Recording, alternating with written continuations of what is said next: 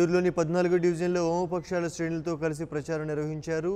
ఇక్కడి జనసేన అభ్యర్థి వినోద్ ప్రజల్లో రోజురోజుకు జనసేన పట్ల ఆదరణ పెరుగుతోందని వినోద్ చెప్పారు.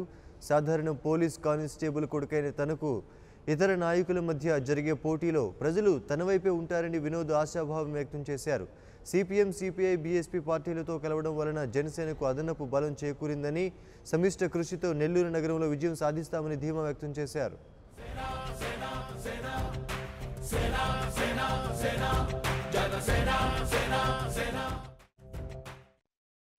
నగర నియోజకవర్గంలో వామపక్ష నాయకుల యొక్క సహాయ సహకారాలతో, బీఎస్పీ పార్టీ యొక్క సహాయ సహకారాలతో స్థానిక 11వ డివిజన్లోని ఉన్నటువంటి ఓటర్ మహాశైలందరితో ఎన్నికల ప్రచారాన్ని నిర్వహించాం. ఇప్పుడు దాకా మేము ప్రజల్లో తిరుగుతుంటే మాకు అర్థమైంది ఏంటి అంటే, నెల్లూరు నగర నియోజకవర్గంలో పోటీ ఎవరికంటే ఇద్దరికి, అది జనసేన పార్టీకి, వైఎస్ఆర్ కాంగ్రెస్ పార్టీకి.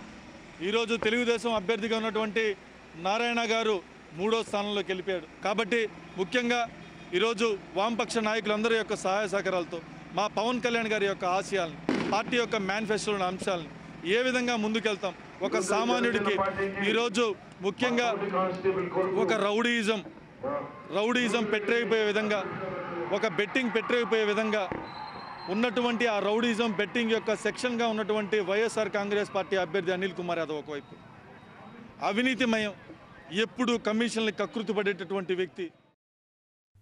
For more updates, please subscribe 99 TV Telugu.